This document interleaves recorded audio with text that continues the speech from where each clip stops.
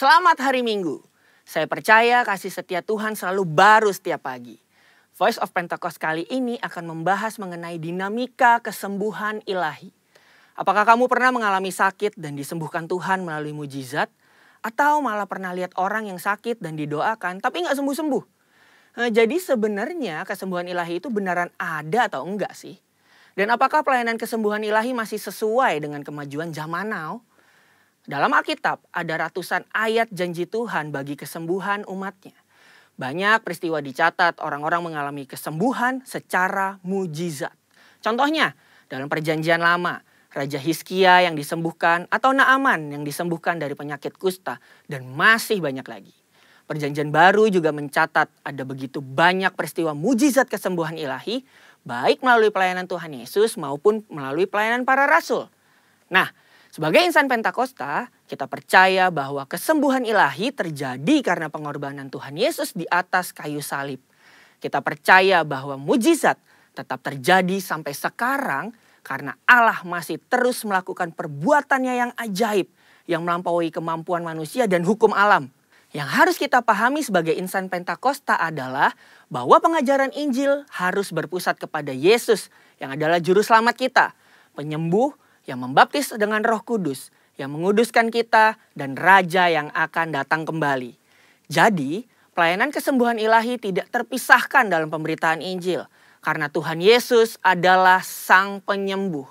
Pelayanan kesembuhan ilahi ini bisa melalui doa dari hamba Tuhan, maupun doa pribadi si penderita penyakit itu sendiri. Tempatnya bisa di mana aja, bisa dari KKR, ibadah onsite, ibadah online, atau bahkan dari rumah loh. Ada dua hal yang akan kita bahas terkait dinamika pelayanan kesembuhan ilahi ini. Yang pertama, apakah semua orang sakit yang didoakan pasti mengalami kesembuhan? Kalau janji Tuhan sih, ya dan amin. Tuhan Yesus sudah mati di kayu salib untuk kesembuhan kita. Terus kok nggak sembuh? Masalahnya bukan ada di janji Tuhannya, tapi ada di faktor yang mungkin ada di dalam diri kita yang harus diselesaikan lebih dulu.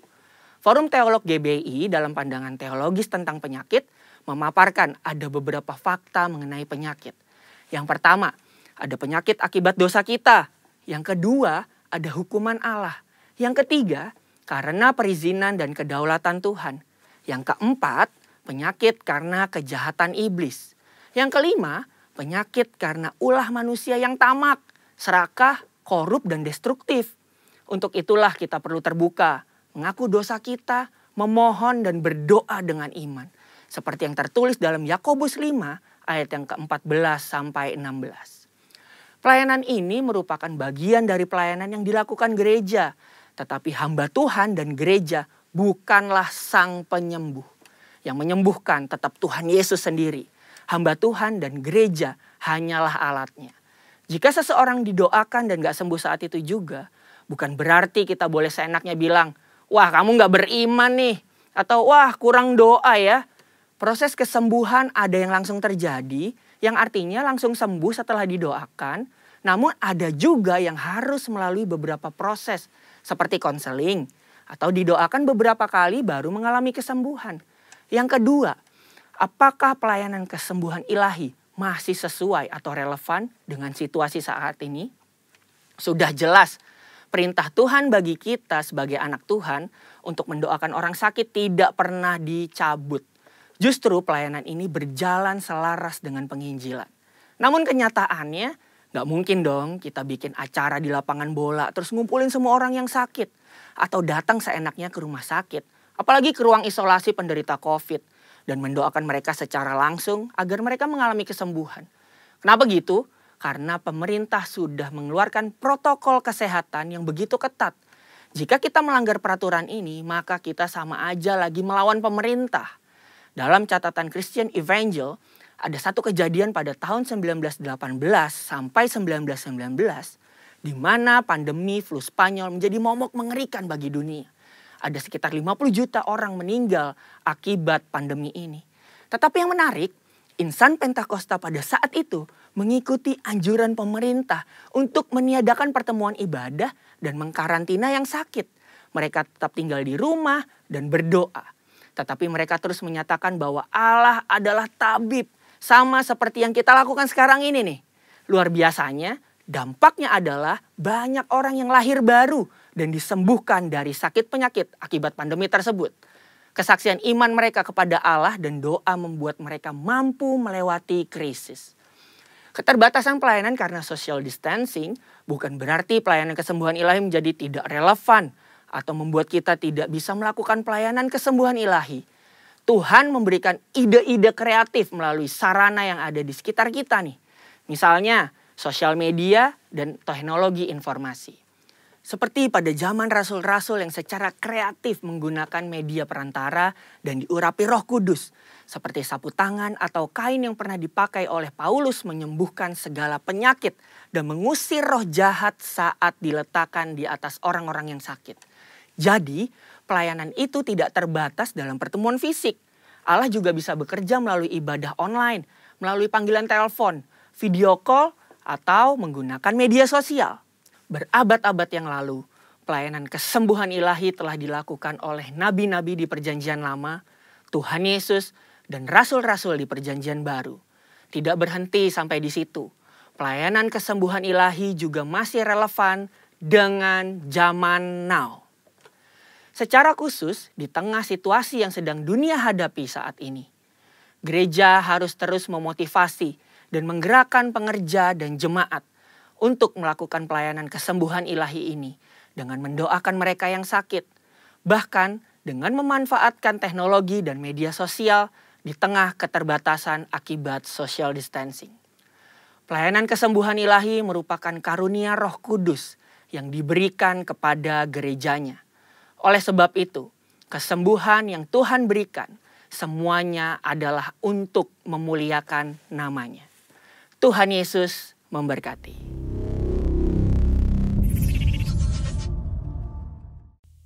Shalom, selamat pagi Bapak Ibu Saudaraku, Bapak Ibu yang ada di rumah, yang ada di gereja. Apa kabar hari ini? Katakan luar biasa.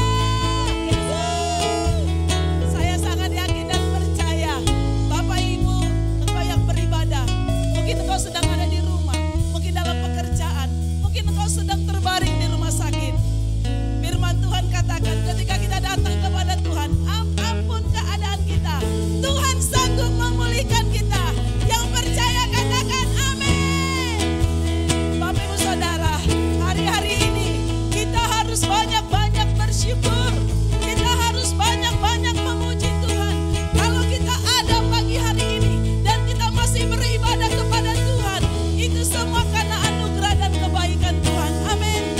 Mari Bapak Ibu, kita ajak semua bangkit berdiri bersama-sama. Mari kita satukan hati kita. Kita berdoa bersama pagi hari ini. Bapa di surga, terima kasih Tuhan untuk semua kebaikan-Mu di dalam hidup kami. Kalau pagi hari ini kami boleh ada di hadapan Tuhan, itu bukan karena kuat dan gagah dan kehebatan kami, tapi semua karena kemurahan-Mu, karena anugerah-Mu, karena kasih setia-Mu bagi kami. Engkau masih terus menyertai kami sampai hari ini. Terima kasih Tuhan. Kami ada di penghujung di bulan Agustus.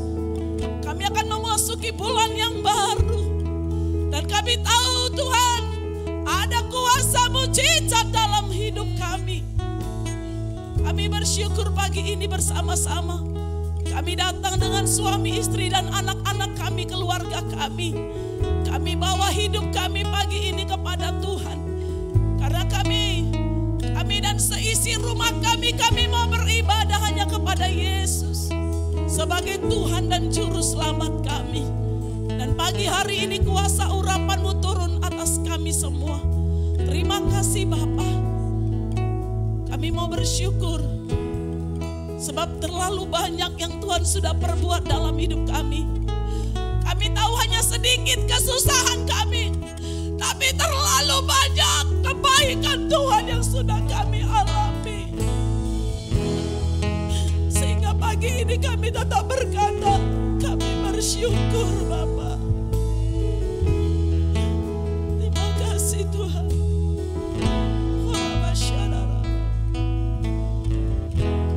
Banyak yang Kau perbuat di dalam hidupku. Rancangan indahmu terjadi di hidupku. Bapa yang mengerti segala yang ku perlu. Kasih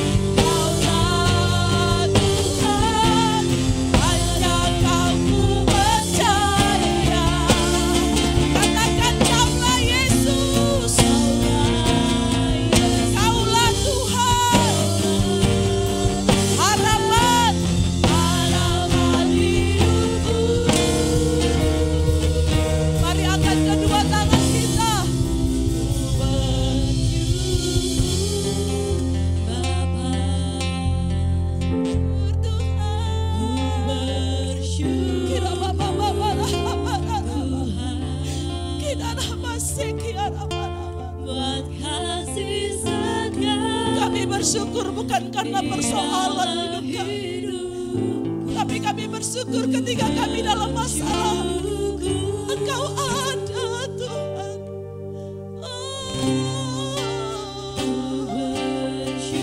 Ketika kami sakit, Engkau yang menyembuhkan kami. Ketika kami dalam kekurangan, Engkau yang mencukupkan. Ketika kami takut, Engkau ada bersama kami. Katakan ku bersyukur, ku bersyukur.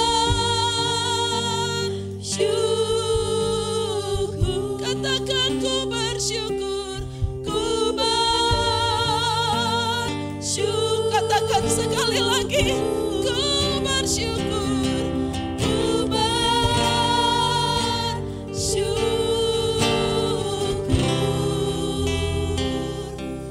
Tuhan, haleluya.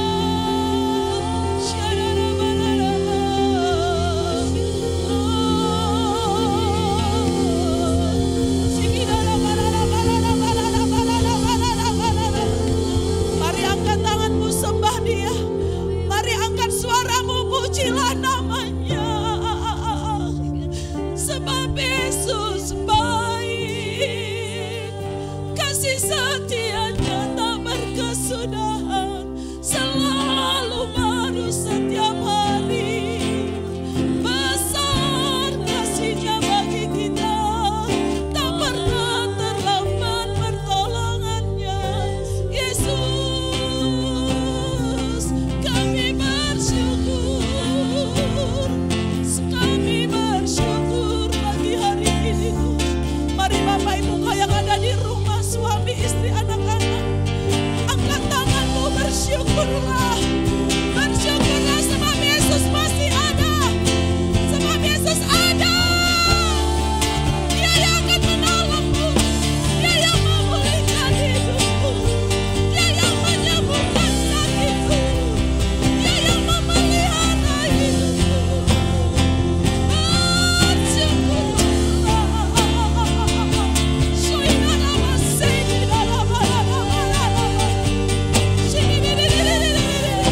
Sebab ada mujizat di dalam bersyukur. Sebab ada kekuatan di dalam bersyukur.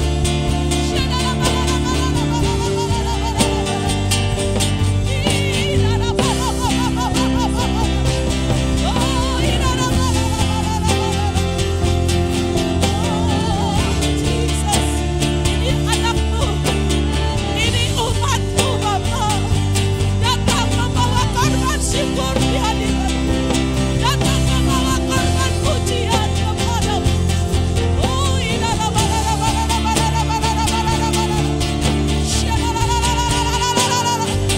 Roh Kudus, Roh Kudus.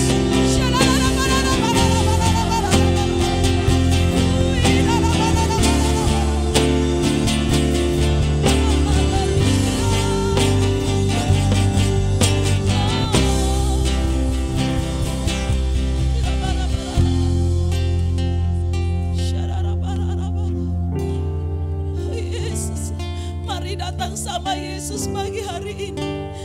Sebab Dia Bapa yang baik. Dia mengerti hidup kita. Dia tahu isi hati kita pagi hari ini. Dia mengerti tetesan air mata kita pagi hari ini. Dia mendengarkan doamu pagi hari ini. Terima kasih Tuhan. Terima kasih. Tak pernah Kau biarkan kami sendirian. Ketika kami di dalam kesusahan, persoalan, pencobaan. Ketika kami sakit, ketika kami mengalami kekeringan di dalam roh kami. Engkau datang menolong, menguatkan, memulihkan, menyembuhkan. Dan memberikan yang terbaik atas hidup kami. Sungguh kami bersyukur Tuhan. Kami boleh melewati bulan ini bersama Tuhan. Dan kami percaya bulan-bulan ke depan kami tetap yakin dan percaya bahwa pertolongan Tuhan selalu ada. Di dalam nama Tuhan Yesus kami kami mau memuji-muji dan meninggikan Engkau. Sebab Tuhanlah pengharapan kami. Kepadamu hati kami percaya. Di dalam nama Tuhan Yesus, setiap umat Tuhan, kau yang di rumah, di gereja, mari dengan suara keras katakan, amin. Tepuk tangan buat Tuhan Yesus. Amin. Bapak Ibu kau yang di rumah, coba lambaikan tanganmu. Katakan kepada suami istri, baik yang di gereja, katakan kanan kiri. Tuh, hari ini engkau yang diberkati Tuhan. Hari ini mujizat Tuhan ada atasmu. Katakan suami, katakan dengan istri, istri katakan dengan suami, anak-anak katakan. Bahwa apa yang kau perkatakan, itu yang terjadi. Sebab Yesuslah pengharapan kita, amin. Yesuslah pengharapanku.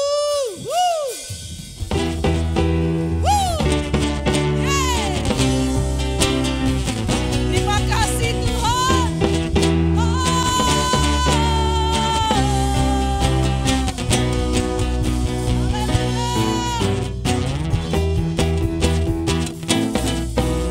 Yesuslah pengharapanku di tengah badai.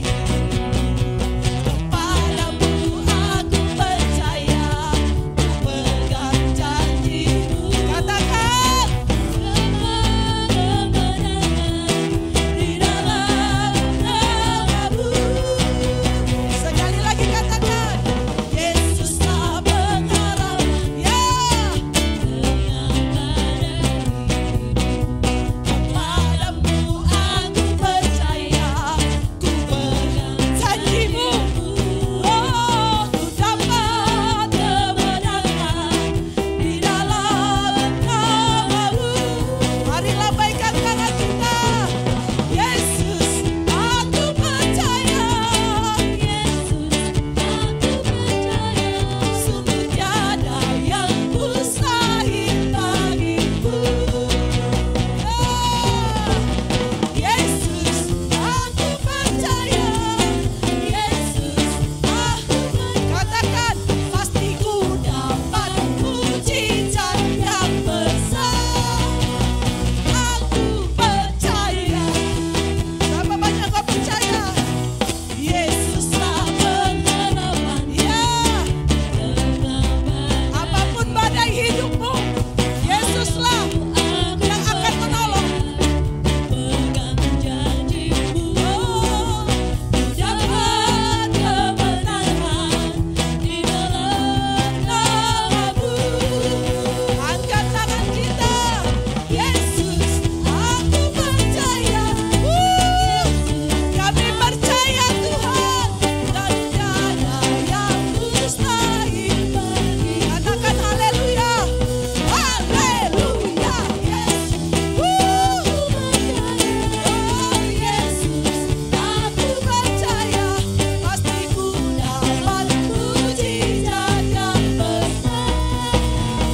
Aku percaya. Yesus, aku percaya.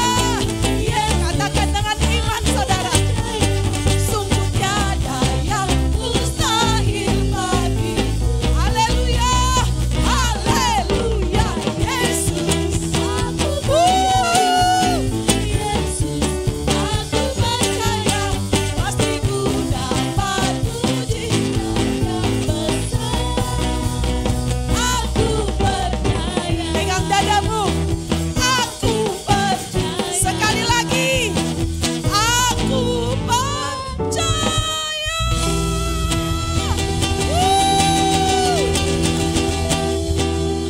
Mari angkat kedua tanganmu sama-sama katakan, aku percaya. 1, 2, 3. Aku percaya. Haleluya. Haleluya. Silakan duduk Bapak Ibu Saudara. Mari siapkan hati kita untuk menerima kebenaran firman. Tapi mari kita siapkan hati kita. Kita mau angkat pujian. Kita mau datang sama Tuhan. Siapkan hati kita untuk dibentuk. Untuk dibaharui. Untuk dipakai Tuhan. Untuk diproses oleh Tuhan. Mari buka hati kita pagi ini, engkau Bapak Ibu yang di rumah, yang di gereja. Siapkan hatimu untuk dibentuk, untuk dipangkas hal-hal yang tidak berkenan. Sebab kalau ranting yang salah tidak dipotong, dia tidak akan dapat bertumbuh baru. Biar pagi ini hati kita seperti tanah yang subur, siap ditaburi oleh kebenaran firman-Nya yang menuntun membentuk hidup kita semakin serupa dengan Tuhan.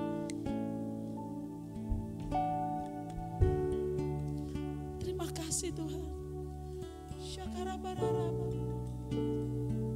Syakara bararaba. Terima kasih Tuhan.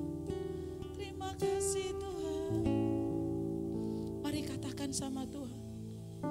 Bagaikan bejana siap dibentuk, ini kan hidupku di tangan-Mu,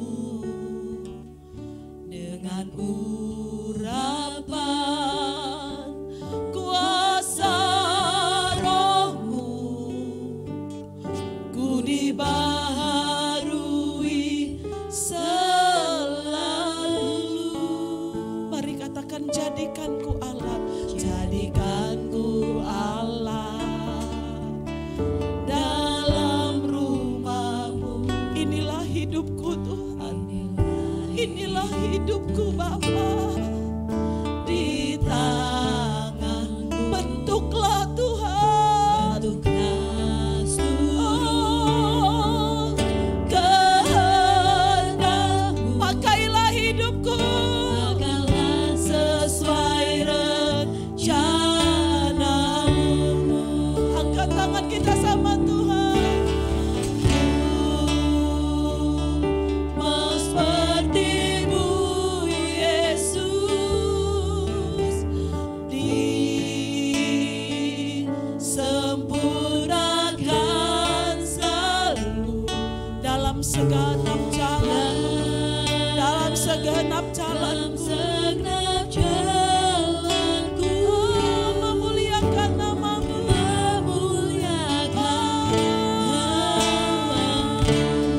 Ku seperti-Mu. Yes Lord. Mari bangkit berdiri bersama-sama Bapak Ibu. Angkat kedua tangan kita sama Tuhan pagi ini. Biar hati kita tunduk, jiwa roh kita tunduk kepada kebenaran firman.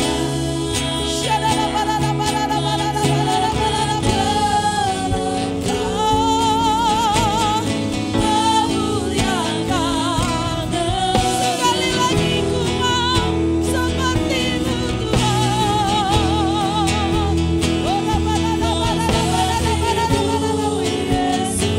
Bentuklah hati kami, bentuklah hidup kami seperti yang Kau ingini Tuhan. Dalam segala jalanku kami memuliakan Tuhan. Sekali lagi Bapak Ibu kau yang ada di rumah, angkat tanganmu.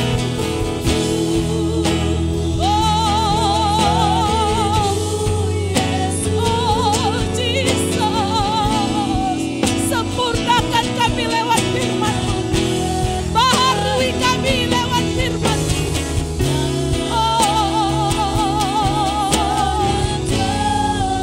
Kami memuliakan nama-Mu,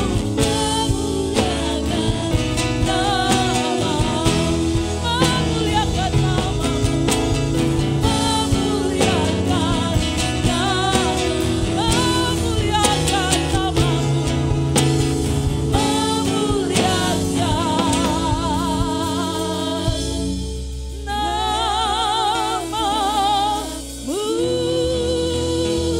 tepuk tangan buat Tuhan Yesus.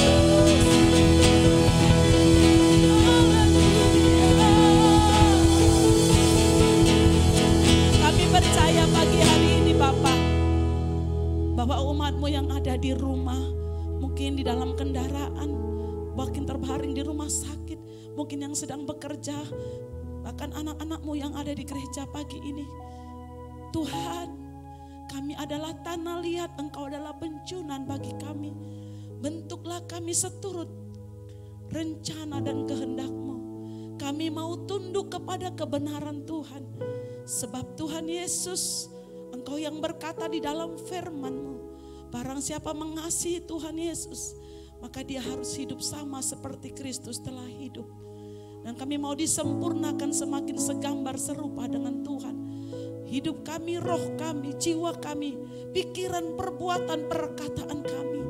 Kami mau tunduk kepada kebenaran Tuhan. Terima kasih urapi hamba-Mu yang menyampaikan firman-Mu pagi ini. Kami siap mendengar isi hati Tuhan. Urapi hamba-Mu dengan urapan-Mu. Kuasa Roh-Mu bekerja menuntun hamba-Mu dalam menyampaikan pesan dan firman-Mu. Terima kasih Bapa buat pagi hari ini. Segala pujian, hormat, kemuliaan kami persembahkan hanya bagi Yesus Tuhan Allah kami, sekarang dan sampai selama-lamanya. Di dalam nama Tuhan Yesus, setiap kita umat Tuhan yang siap mendengarkan firman Tuhan, mari sama-sama katakan amin. Silakan duduk Bapak Ibu Saudara. Shalom. Sebelum kita mulai sama-sama belajar firman Tuhan pagi hari ini, saya ingin sampaikan satu hal. Segala bentuk kemampuan yang manusia andalkan dan daya upaya yang manusia lakukan untuk mengatasi persoalan hari-hari ini, saya ingin katakan itu semua adalah sia-sia. Karena Mazmur 91 ayat 1 sampai 16 jelas mengatakan, yang pertama, Tuhan adalah tempat perlindungan dan kubu pertahanan kita. Tuhan yang melepaskan kita dari jerat penangkap burung dan penyakit sampar yang busuk. Kepak sayap Tuhan yang menudungi dan melindungi kita. Yang keempat, kesetiaan Tuhan adalah perisai dan pagar tembok kita. Yang kelima, malaikat diperintahkan untuk jaga kita dan menatang kita di atas tangannya. Yang keenam, Tuhan akan menyertai kita dalam kesesakan. Dan Dia yang akan menyelamatkan dan meluputkan kita. Yang ketujuh, Tuhan akan memuliakan, mengenyangkan dan menyelamatkan kita. Di sini jelas dikatakan bahwa hanya Tuhan yang sanggup meluputkan kita dari segala masalah dan persoalan kita hari-hari ini. Yang Tuhan minta dari kita adalah satu, kita duduk dan bermalam dalam lindungan dan naungan Tuhan, yang artinya kita tinggal di dalam Tuhan. Yang kedua, hati kita melekat dan mengenal Tuhan, yang artinya Tuhan tinggal di dalam kita. Itu yang Yohanes 15 ayat 5 katakan, akulah pohon anggur, pokok anggur dan kamulah ranting-rantingnya. Barang siapa tinggal di dalam aku dan aku di dalam dia, ia berbuah banyak. Sebab di luar aku, kamu tidak dapat berbuat apa-apa. Jadi satu hal yang ingin saya sampaikan pagi hari ini, hidup kita harus melekat kepada Tuhan. Satu-satunya yang menjadi sumber dan andalan kita untuk mengatasi setiap masalah dan persoalan kita hari-hari ini adalah Tuhan. Oleh sebab itu penting bagi kita hari-hari meningkatkan hubungan kita secara pribadi dengan Tuhan. Meningkatkan kualitas keintiman kita dengan Tuhan, terutama kualitas ibadah kita kepada Tuhan hari-hari ini. Hanya saja Bapak Ibu Saudara yang kasih dalam Tuhan, di masa pandemi COVID-19 ini salah satu yang menarik adalah aktivitas sehari-hari yang biasanya dilakukan dengan interaksi dan tatap muka langsung, kini dilakukan di rumah. Ya, belajar di rumah, bekerja di rumah, bahkan beribadah di rumah. Kalau saya sebut school from home, work from home, worship from home. Oleh sebab itu saya ingin memberi tema khotbah saya pagi hari ini adalah worship from home. Bagaimana bentuk ibadah kita hari-hari ini di rumah? Jujur saja Bapak Ibu Saudara yang kasih dalam Tuhan, saya punya 2 anak yang kuliah. Biasanya mereka aktif di kampus, tapi hari-hari ini mereka school from home. Mereka belajar di rumah. Kadang ketika saya perhatikan dia belajar karena dia menonton, melihat siaran atau melalui online dari internet. Dia bisa lakukan di tempat tidur sambil tengkurap gitu ya, mungkin sambil ngemil segala macam. Kemudian saya juga mengalami work from home yang dimana saya kerja di rumah. Saya bisa lakukan itu di atas tempat tidur, tanpa harus berbaju formal dan sebagainya. Pertanyaannya adalah bagaimana worship from home yang kita lakukan hari-hari ini di rumah. Kita bisa lakukan yang dimana orang tidak melihat bagaimana cara ibadah kita, yang dimana pendeta kita tidak melihat cara ibadah kita di rumah. Ibadah kita dilihat hanya ketika minggu itu kita membuka mungkin handphone kita, mungkin laptop kita membuka dan kita menyaksikan program ibadah online lewat Instagram, lewat Facebook. Itulah ibadah kita hari-hari ini. Kita dituntut kedewasaan, kita dituntut satu keseriusan secara pribadi ketika ibadah dilakukan secara di rumah, secara online. Tidak ada yang perhatikan, tidak ada saudara seiman kita yang menegur kalau kita mungkin beribadah kurang sungguh-sungguh, ya, dengan segala bentuk dan caranya kita tidak tahu. Tetapi saya pribadi, saya juga manusia, jujur saya akui bahwa kadang ketika dalam beribadah juga dilakukan dengan sikap yang kurang serius, ya, sambil tiduran dan sebagainya. Dan saya nggak tahu Bapak Ibu Saudara, saya tidak pagi hari tidak mengatakan Anda seperti itu, tapi ini sebuah pengalaman pribadi saja yang saya katakan, saya ingin sampaikan bahwa tentunya hal seperti itu kurang tepat. Oleh sebab itu di masa pandemi ini banyak hal yang harus disesuaikan dan menyesuaikan. Termasuk kalau pagi hari ini saya harus menyapa Bapak Ibu Saudara, saya mungkin akan menyapanya seperti ini. Bapak Ibu Saudara yang terkasih dalam Tuhan dimanapun Anda berada hari ini, yang di rumah yang sedang menyaksikan serta mengikuti ibadah secara online, yang sedang menyaksikan tapi tidak mengikuti ibadah secara online, mungkin karena sambil beraktivitas sehari-hari seperti makan, seperti menyuci, seperti mungkin sambil mandi dan sebagainya. Kemudian saya akan menyapa Bapak Ibu Saudara yang sekarang sedang ada di luar rumah karena memiliki keperluan. Loh, hari Minggu kok pergi keluar rumah, apa enggak ibadah? Tapi ibadah sekarang karena online bisa disaksikan kapan saja, mungkin nanti sore kalau waktunya senggang, atau mungkin besok toh itu rekaman bisa ditonton. Atau saya akan menyapa Bapak Ibu Saudara sekarang yang tidak beribadah dan tidak sedang menyaksikan ibadah online pagi hari ini karena tidak ada pulsa. Terdengar seperti saya sedang bercanda, tetapi jujur saja, saya juga kadang berada dalam posisi seperti ini. Bahwa toh apa yang kita lakukan tidak ada yang melihat. Mungkin kita akan berkata, Pak, yang penting kan hati, Pak. Yang penting kan hati, Tuhan lihat hati. Iya betul, Tuhan melihat hati. Tapi ketika ketemu Tuhan juga tidak sambil nyuci juga kali ya. Atau bahkan ketika kita ketemu Pak RT sekalipun juga kita tidak sambil masak kan. Jadi hari-hari ini mungkin kita berkata yang penting hati, yaitu kembali. Sekarang adalah Tuhan tahu hati kita, kadang kita enggak tahu hatinya Tuhan. Kalau kita hatinya Tuhan, kalau kita beribadah sambil seperti itu, mungkin kita akan minta ampun saudara. Ya. Jadi di era new normal ini kita benar-benar dituntut kedewasaan secara rohani untuk tetap menjaga keseriusan dan kekudusan ibadah kita kepada Tuhan. Tanpa ada seorang pun yang mengawasi, memperhatikan dan mengingatkan kita, tidak ada pendeta yang melihat, tidak juga saudara seiman kita. Tetapi saja mari kita sama-sama di hari-hari ini kita meningkatkan kualitas ibadah kita. Itu penting.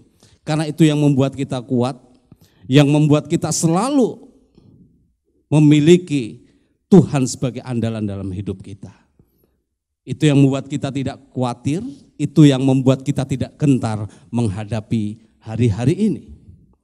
Karena apa? Segala macam upaya dan usaha kita itu tidak mendatangkan hasil apa-apa. Tadi di Mazmur 91 jelas dikatakan bahwa Tuhan yang meluputkan semuanya itu, bukan usaha manusia, bukan usaha kita.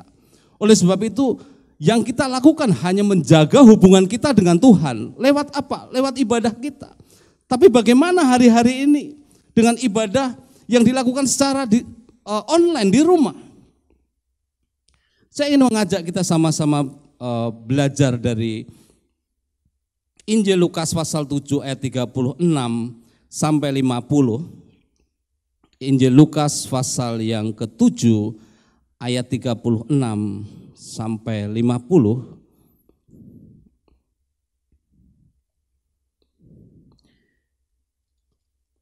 Firman Tuhan di sini tertulis, perikopnya Yesus diurapi oleh perempuan berdosa. Saya akan bacakan, seorang Farisi mengundang Yesus untuk datang makan di rumahnya. Yesus datang ke rumah orang Farisi itu lalu duduk dan makan. Di kota itu ada seorang perempuan yang terkenal sebagai seorang berdosa. Ketika perempuan itu mendengar bahwa Yesus sedang makan di rumah orang Farisi itu, datanglah ia membawa sebuah buli-buli pualam berisi minyak wangi.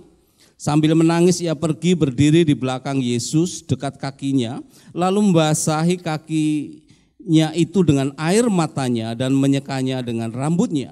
Kemudian ia mencium kakinya dan meminyakinya dengan minyak wangi itu. Ketika orang Farisi yang mengundang Yesus melihat hal itu, ia berkata dalam hatinya, jika ia ini nabi tentu ia tahu siapakah perempuan yang menjamahnya ini. Tentu ia tahu bahwa perempuan itu adalah seorang berdosa. Lalu Yesus berkata kepadanya, Simon, ada yang hendak kukatakan kepadamu. Sahut Simon, katakanlah guru. Ada dua orang yang berhutang kepada seorang pelepas uang. Yang seorang berhutang 500 dinar, yang lain 50. Karena mereka tidak sanggup membayar, maka ia menghapuskan hutang kedua orang itu. Siapakah di antara mereka yang akan terlebih mengasihi dia? Jawab Simon, aku kira dia yang paling banyak dihapuskan hutangnya. Kata Yesus kepadanya, betul pendapatmu itu.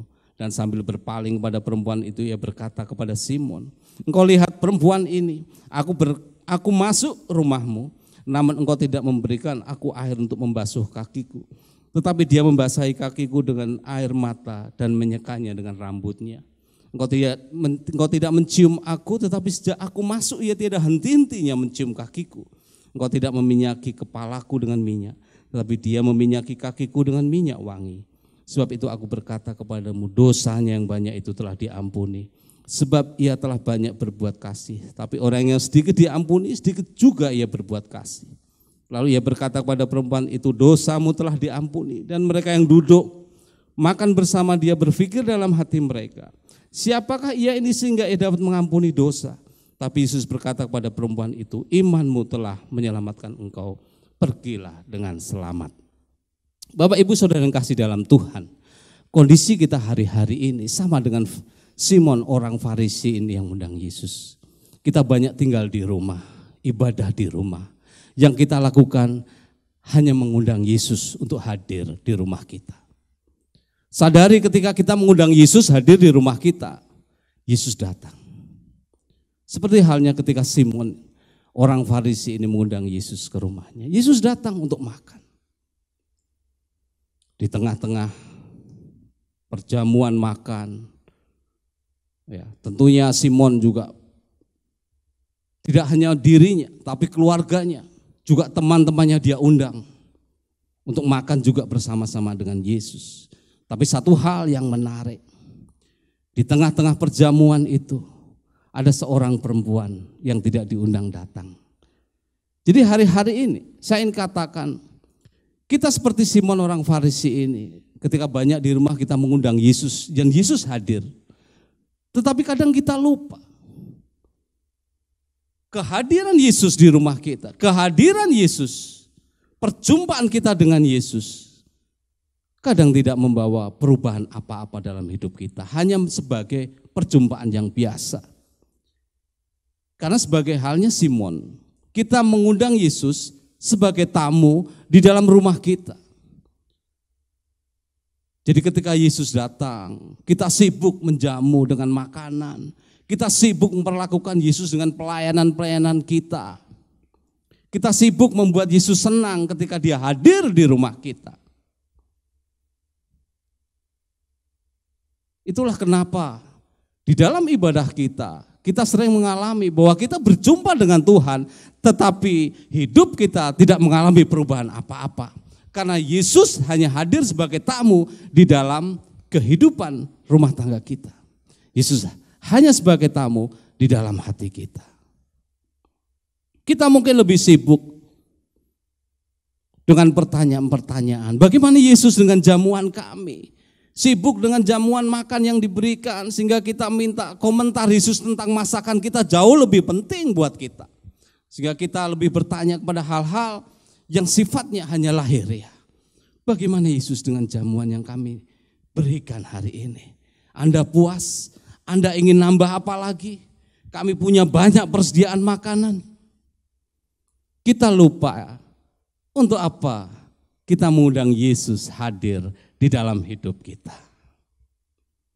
Ketika kita lakukan ibadah di rumah, kita lebih banyak menyaksikan, kita ikut, kita terlibat.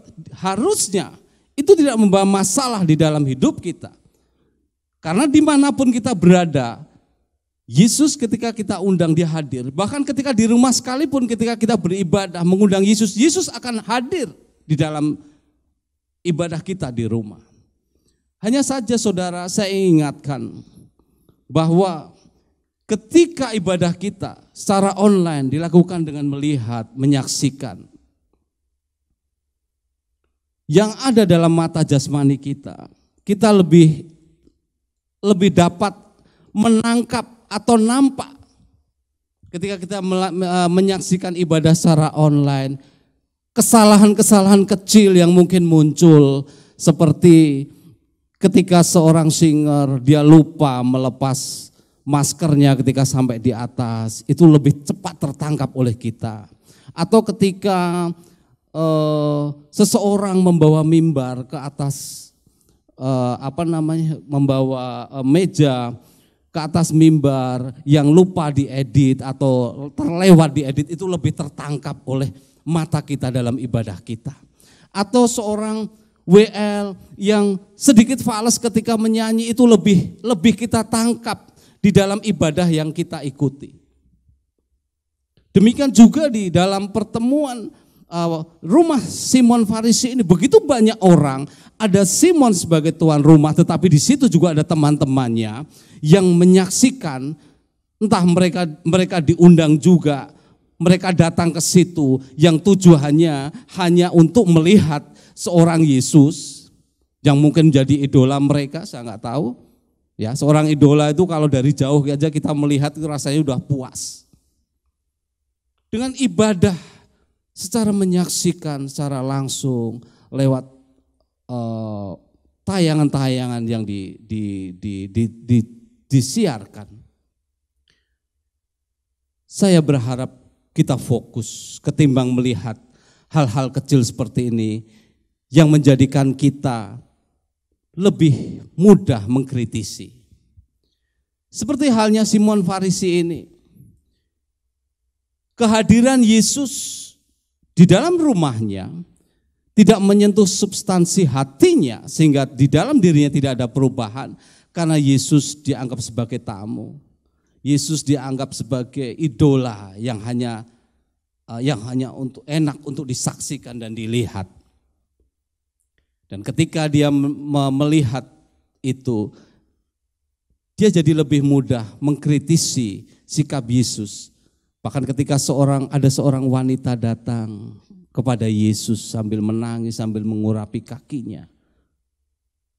Dia mulai mengkritisi sikap Yesus yang dengan mudahnya, dengan maunya dia disentuh oleh seorang berdosa. Kemudian dia berkata, kalau dia ini nabi tentu dia tahu siapa wanita yang mengurapi kakinya ini. Ini wanita yang berdosa, wanita yang sangat berdosa. Sangat tidak layak untuk dekat-dekat bahkan menyentuh bagian tubuh dari Yesus. Hari-hari ini saya berharap ketika kita ibadah secara online, kita bukan menjadi penonton atau pengamat. Sehingga lebih mudah kita mengkritisi kesalahan-kesalahan yang terjadi dalam siaran itu sendiri. Sadari bahwa ibadah secara online dilakukan secara online ini juga mengalami banyak masalah. Pasti ada 1-2 kelemahan dan kekurangan. Tapi itukah yang tertanam di dalam pikiran kita, di dalam hati kita saat kita ibadah, sehingga kita kehilangan esensi daripada ibadah kita. Saya mengajak kita semua, dimanapun Bapak Ibu Saudara berada, baik ibadah di rumah, mari sama-sama kita belajar bahwa dimanapun kita berada, esensi daripada hidup kita adalah menyembah Tuhan. Kita bukan penonton. Sehingga Bapak Ibu Saudara bisa bayangkan di banyak orang waktu itu di rumah Simon Farisi. Ada segitu banyak orang berkumpul. Hanya ada 1 orang yang hidupnya berubah. Dan itu bukan orang yang diundang. Yaitu wanita yang berdosa. Why? Kenapa hal ini bisa terjadi? Kenapa? Karena Simon sibuk dengan hal-hal yang sifatnya hanya ingin menyenangkan Tuhan.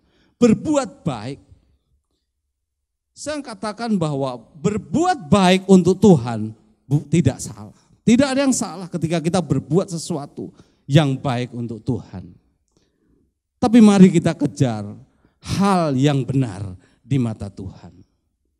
Bukan semata-mata kebaikan. Bukan semata-mata sesuatu yang menyenangkan, tetapi sesuatu yang berkenan, yang benar di mata Tuhan. Esensi dari penyembahan kita dari ibadah kita kepada Tuhan adalah menyerahkan hati hidup kita, penyembahan kita kepada Tuhan. Kadang tidak perlu banyak bicara, tidak perlu banyak berkata-kata. Wanita ini hanya datang dengan air mata yang tidak pernah berhenti menetes dari matanya. Dia membawa minyak dalam buli-buli, dipecahkan, dibasuh kaki Yesus, diusap dengan rambutnya. Hari-hari ini, mari lepaskan segala kekuatan dan keangkuhan diri kita. Saya tidak tahu, mungkin selama ini kita merasa bahwa, kalau simpananku cukup di bank, hari-hari ini aku tidak khawatir. Kalau aku bisa mengisolasi diriku, tidak berhubungan dengan orang lain, aku akan aman. Tapi hari ini, pagi ini saya ingin katakan, bahwa seberapapun engkau berusaha untuk tetap kuat menghadapi hari-hari ini, engkau tetap akan merasa khawatir. Kenapa? Karena engkau mengandalkan dirimu. Hanya Tuhan yang meluputkan semuanya. Hanya Tuhan yang memampukan kita mampu melewati hari-hari ini. Tuhan yang menyuruh malaikatnya untuk melindungi kita. Persoalannya di mana hari-hari ini kita ada? Di dalam tangan Tuhan atau di luar Tuhan. Memperbarui hubungan kita dengan Tuhan secara terus-menerus. Melakukan bukan hanya yang baik di mata Tuhan, tetapi yang benar. Itu yang hari-hari ini Tuhan inginkan dari hidup kita. Saya tidak mengatakan bahwa ketika gereja di tempat ini membuat acara-acara ibadah secara online, siaran-siaran, kemudian doa-doa secara online, doa malam dan sebagainya, itu hal yang salah. Bukan, itu hal yang baik. Tetapi kita juga perlu perhatikan hal yang benar. Bagaimana dengan kehidupan rohani jemaat akhir-akhir ini. Saya tidak tahu Bapak Ibu Saudara dalam kondisi apa hari-hari ini. Tetapi saya mengatakan bahwa saya pun manusia biasa. Kadang saya juga khawatir tentang hidup ini. Saya punya Tuhan, tetapi saya juga khawatir bagaimana menghadapi hari-hari ini. Tapi Tuhan katakan, ketika engkau di dalam aku dan aku di dalam engkau, maka masalahmu, maka persoalanmu itu menjadi tanggung jawabku. Persoalan tidak akan berlalu dari hidup kita, karena persoalan menjadi bagian dari manusia hidup. Tetapi kemampuan yang Tuhan lipat gandakan dalam kehidupan kita, itu yang memampukan kita mengatasi hari-hari ini. Persoalannya, di mana hari-hari ini kita berada. Bapak Ibu Saudara yang kasih dalam Tuhan, mari dimanapun kita berada, saya mau hari-hari ini meskipun kita ibadah secara online, kita tetap fokus kepada Tuhan. Kita tidak kehilangan apa arti ibadah kita kepada Tuhan yang sebenarnya. Tundukkan hati, rendahkan hati, dan andalkan Tuhan. Katakan pada Tuhan, Tuhan aku tidak akan mampu tanpa Engkau. Hanya Engkaulah sumber kekuatan buat hidupku. Tanpa itu semua, hanya ketakutan dan kekhawatiran yang kita alami. Seperti wanita ini. Dia tidak lihat hal-hal yang lain. Mungkin orang akan mengolok dia, siapa dia? Di tengah pertemuan, perjamuan yang dia tidak diundang dia masuk. Hidup mengandalkan Tuhan memang kadang seperti itu. Kita ditertawakan, kita dibicarakan karena sikap kita, karena keimanan kita. Kita dipandang rendah, kita dipandang salah, kita dipandang aneh. Tetapi buat wanita yang berdosa ini, itu bukan sebuah persoalan, itu sebuah masalah. Dia datang tanpa memperhatikan yang lain.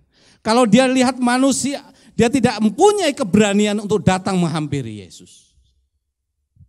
Kalau dia melihat lingkungan di sekitarnya, apa kata orang, dia tidak akan sampai di kaki Yesus. Tetapi dengan kerinduan, tekadnya, dan keinginan yang begitu besar untuk mengalami perjumpaan dengan Yesus, untuk menyembah Yesus, dia lupakan semua. Banyak orang berbisik, itu kan wanita yang suka mangkal di sana. Itu kan dia yang suka menjajakan diri di ujung sana dan sebagainya dan sebagainya. Tapi dia nggak mau lihat itu. Hari-hari ini apa kata orang tentang hidup kita?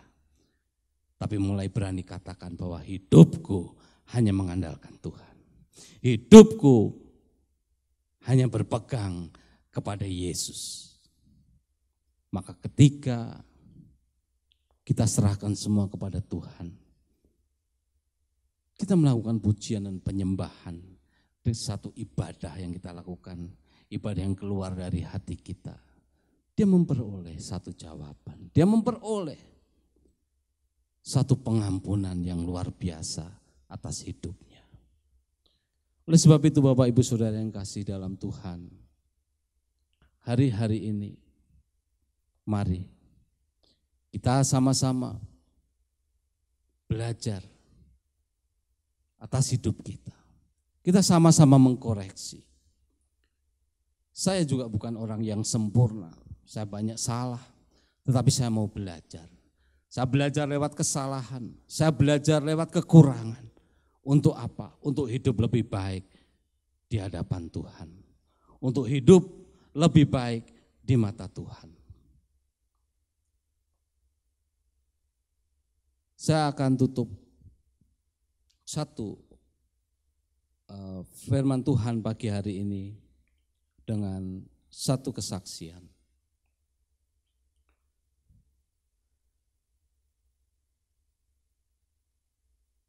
Kemarin ketika saya pulang dari Jawa, ya, dari Ungaran, kebetulan ibu saya sakit. Ketika ibu saya sakit, saya beberapa kali saya tidak sempat untuk menengok, tapi kemarin saya sempat tengok beliau. Jadi ketika saya berjumpa, beliau senang sekali dan banyak cerita. Saya ketemu dengan orang tua saya juga, banyak cerita. Yang mereka atau kedua orang tua saya sampaikan bahwa mereka bersyukur kepada Tuhan.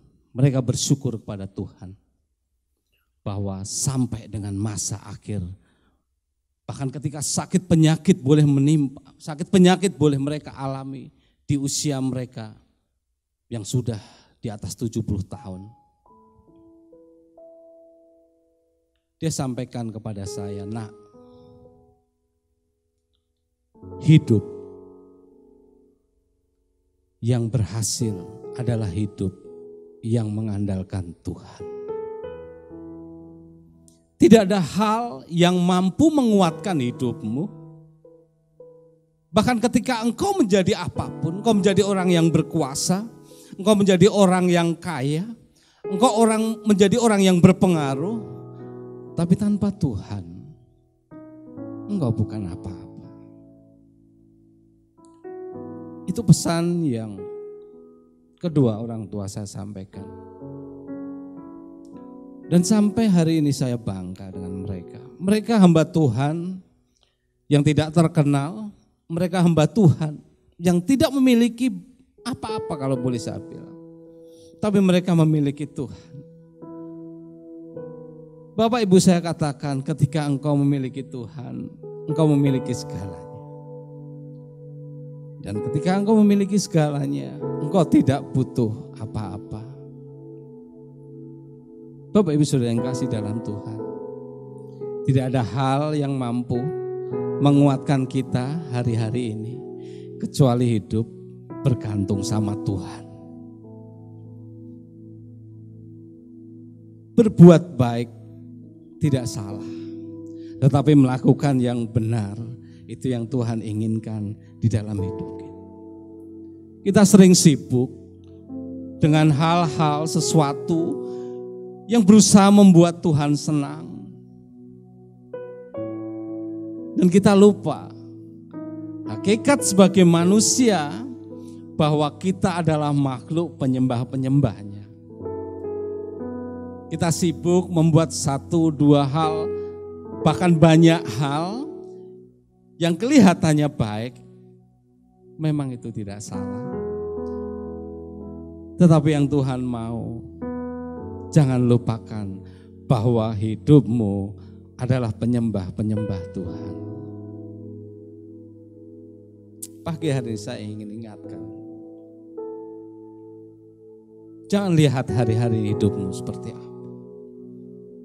Mungkin kau memiliki kekurangan dan masalah, sama saya juga punya. Mungkin kau kehilangan kekuatan dan semangat, engkau kehilangan keberanian untuk menghadapi hidup ini. Tapi jangan sampai engkau kehilangan Tuhan dalam hidupmu. Memiliki Tuhan adalah hal yang terbaik yang saat ini boleh kita alami. Oleh sebab itu, hidup tetap bergaul, hidup tetap melekat, hidup tetap berharap sama Tuhan. Mari kita berdoa. Bapa yang terkasih, yang kami sembah dalam nama Yesus, pagi hari ini kami mengucap syukur kepadamu Tuhan, karena Engkau begitu baik memelihara hidup kami sampai dengan hari ini. Meskipun kadang kami suka lupa esensi daripada kehidupan kami. Untuk apa kami hidup? Kami lupa, kami lebih sibuk berbuat hal-hal yang baik. Tapi kami lupa kebenaran bahwa kami adalah makhluk-makhluk penyembah Tuhan. Acara hari-hari ini kami lebih banyak meluangkan waktu untuk menyembah Tuhan dalam hidup kami. Karena ketika itu kami lakukan, ketika penyembahan-penyembahan itu kami lakukan, kami sadar kami hidup di dalam Tuhan. Kami hidup dalam naungan Tuhan. Dan Tuhan yang menaungi kehidupan kami. Terima kasih Tuhan, terima kasih. Yang berdoa buat anak-anak-Mu yang pagi hari ini dimanapun mereka berada, yang ketakutan, Tuhan Kau beri keberanian. Yang khawatir, Tuhan Kau beri kekuatan. Yang saat ini putus asa, Tuhan beri pengharapan. sadarkan bahwa masih ada Engkau yang tidak pernah meninggalkan. Engkau senantiasa ada, tetap bersama-sama, menyertai dimanapun kehidupan anak-anak Tuhan berada. Masih ada Tuhan yang setia. Terima kasih Tuhan, terima kasih. Kami bersyukur buat pagi hari ini. Dan hanya di dalam nama Yesus Allah Tuhan kami yang hidup, kami bersyukur dan berdoa. Haleluya. Amin.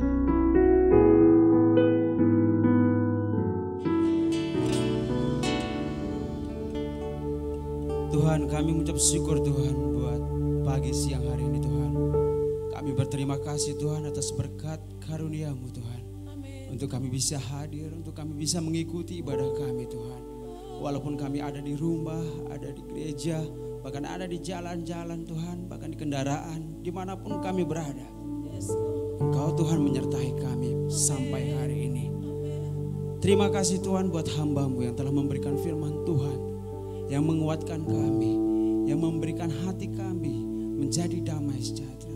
Sebab firman-Mu mengatakan bahwa ada damai sejahtera dalam setiap hati, dalam setiap pikiran kami, dalam setiap tubuh, jiwa dan roh kami. Senantiasa ada damai sejahtera Tuhan. Sampai kami ditemukan tidak bercacat celah sampai kedatangan Engkau Tuhan. Terima kasih Tuhan Yesus, terima kasih. Engkau memberkati setiap apa yang kami lakukan di rumah Tuhan pada saat ini Tuhan. Kami mengucap syukur Tuhan untuk setiap umat-Mu Tuhan yang ada di tengah-tengah-Mu Tuhan. Kami percaya Engkau mengetahui semuanya Tuhan. Pergumulan-pergumulan kami, apapun yang kami alami, apapun yang kami lakukan, semua Engkau tahu Tuhan. Dan kami percaya, suatu kami mengenal Engkau dan melekat kepada Engkau Tuhan. Engkau akan memberikan jalan setiap bagi kehidupan kami Tuhan.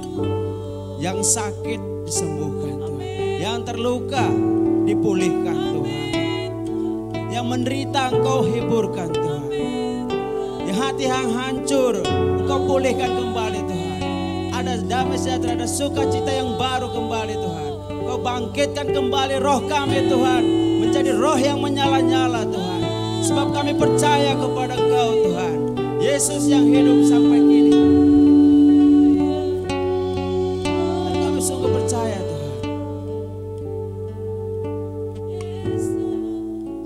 Biarlah pada saat ini Tuhan, apapun keadaan kami, apapun situasi yang terjadi dalam kehidupan kami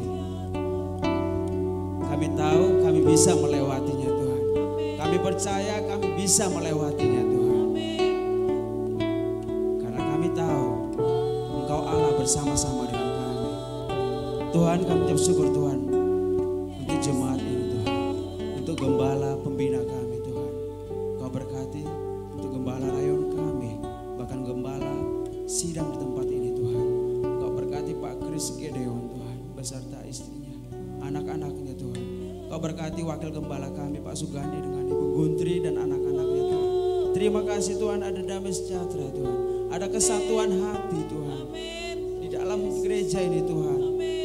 Biarlah Engkau yang pimpin setiap pemimpin-pemimpin kami untuk mendapatkan apa yang Kau mau dalam jemaat ini Tuhan.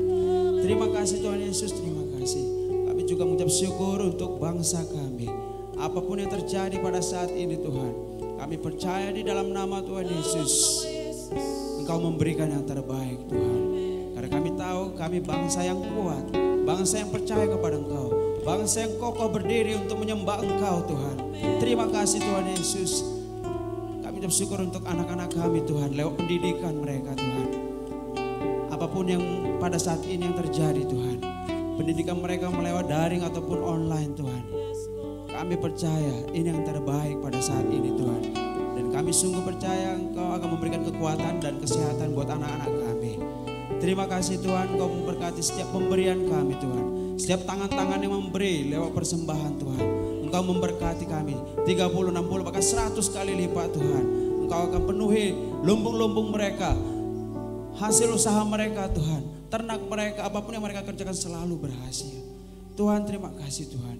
Kami percaya di dalam nama Tuhan Yesus. Dan sebentar Tuhan, kami mau mengakhiri ibadah raya kami ini Tuhan. Sebelum kami mengakhiri ibadah raya kami rindu untuk menerima berkat dari hamba-Mu.